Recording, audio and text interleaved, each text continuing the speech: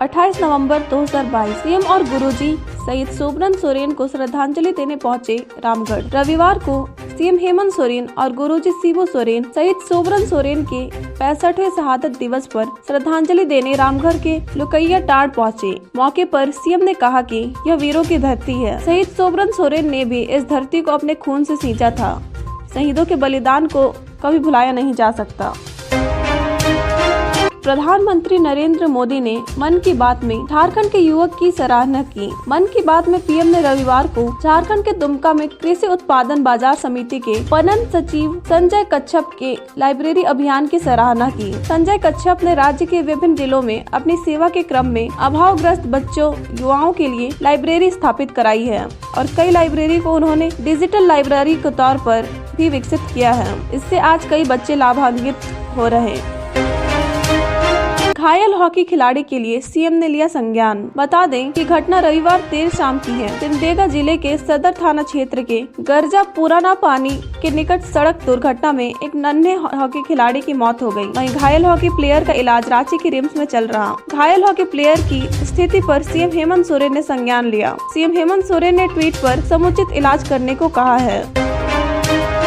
Tata steel की 110 metre ऊंची chimney में एक बटन से बड़ा धमाका हुई ध्वस्त। झारखंड के पूर्वी सिंहभूम जिले के जमशेदपुर के टाटा स्टील परिसर में रविवार को कंपनी के कोक प्लांट की बैटरी नंबर 5 की चिमनी उन्नत तकनीक के साथ पूरी सुरक्षा व्यवस्था के बीच गिराई गई। एक बटन दबते ही चिमनी ध्वस्त हो गई।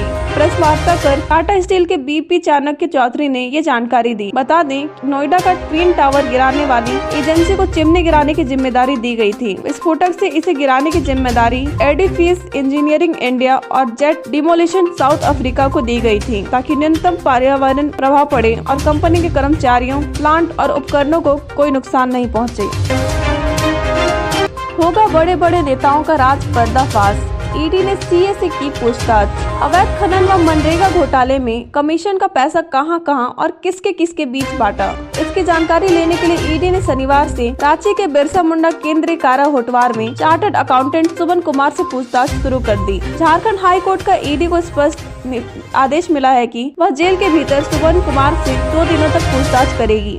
ईडी के अधिकारियों की टीम रविवार को भी जेल पहुंचकर सुमन कुमार से पूछताछ किया। सुमन कुमार ने यह स्पष्ट कह दिया है कि उसने पूजा सिंघल के निर्देश पर अवैध खनन व मनरेगा घोटाले के कमीशन के रुपए जिलों से संबंधित डीएमओ व खनन के कारोबारियों से वसूले और अधिकारियों तक पहुंचाया। उसने यह भी स्वीकारा है कि रुपए केवल पूजा सिंघल तक ही नहीं पहुंचे थे, बल्कि इस खेल में पूजा सिंघल के अलावा कई अन्य नेता व नौकरशाह भी हैं, जहां अवैध खनन के रुपए पहुंचे। मुख्यमंत्री के बरहेट विधायक प्रतिनिधि पंकज मिश्रा की जमानत याचिका रद्द। मनी लॉन्ड्रिंग करने के आरोपित मुख्यमंत्री के बरहेट विधायक प्रतिनिधि पंकज मिश्रा को फिलहाल न्यायिक हिरासत में रहना पड़ेगा। उसने 17 अक्टूबर को जमानत अर्जी दाखिल की थी। ईडी कोर्ट ने पंकज मिश्रा की जमानत अर्जी खारिज कर दी है। ईडी कोर्ट ने 22 नवंबर को उसकी जमानत अर्जी पर सुनवाई पश्चात 26 नवंबर तक के लिए फैसला सुरक्षित लिया था।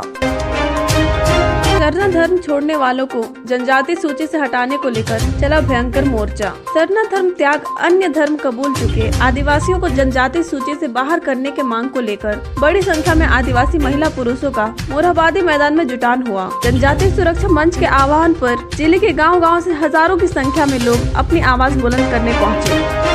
पुलिस से डर के बुजुर्ग की हुई मौत, पुलिस को ग्रामीणों ने बनाया बंधक। झारखंड के खूंटी जिला के तोरबा थाना क्षेत्र के द्रोड़ो गांव में प्रतिबंधित मांस का कारोबार करने के फरार आरोपित की गिरफ्तारी के दौरान हार्ट अटैक से एक बुजुर्ग की मौत हो गई। इससे आक्रोशित ग्रामीणों ने शनिवार की रात 1 बजे से पुलिस को बंधक बनाए रखा। मामले की जानकारी मिलने पर STO Aniket Sachan, Torpa STO Om Prakash Tiwari, Khunti STPO Amit Kumar, inspector Digvijay Singh, अंचलाधिकारी सच्चिदानंद वर्मा, बीडीओ दयानंद कारजी सहित अन्य वरीय अधिकारी द्रोड़ो गांव पहुंचे और ग्रामीणों को समझाकर बुझाकर शव को सुबह पोस्टमार्टम के लिए भेज दिया।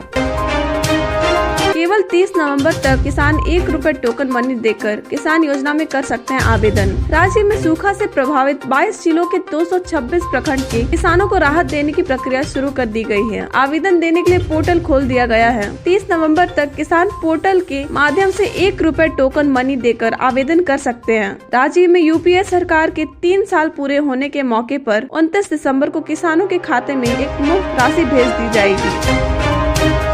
शिक्षा विभाग के निर्देश के बाद भी स्कूलों में कोई सुधार नहीं। स्कूली शिक्षा एवं साक्षरता विभाग ने राज्य के सभी स्कूलों से 100% बच्चों की उपस्थिति की रिपोर्ट प्रतिदिन देने का निर्देश दे रखा है। इसके बावजूद स्कूल बच्चों की उपस्थिति की रिपोर्ट विभाग को नहीं दे रही है, जबकि राज्य के सरकारी स्कूलों में नामांकित कुल बच्चों में से औसतन 10 लाख बच्चे रोजाना अनुपस्थित रहते हैं। इधर उपस्थिति की रिपोर्ट देने वाले स्कूलों की संख्या भी हर माह कम हो रही।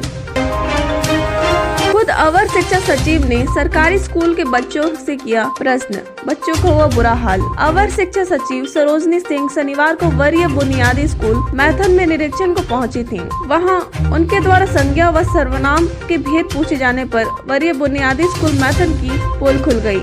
इस दौरान उन्होंने शिक्षक की भूमिका में आकर बच्चों को कई चीजें समझाई।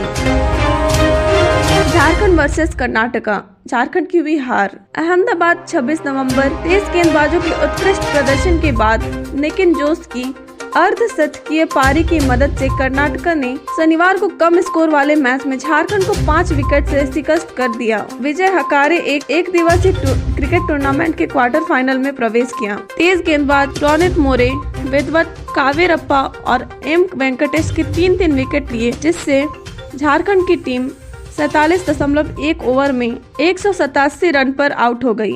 धन्यवाद। तो इसी के साथ आज का समाचार यहीं पर समाप्त होता है। ऐसी खबरें पाते रहने के लिए आपको तो पता ही क्या करना है, अभी सब्सक्राइब बटन को दबाएं। So like, share and subscribe.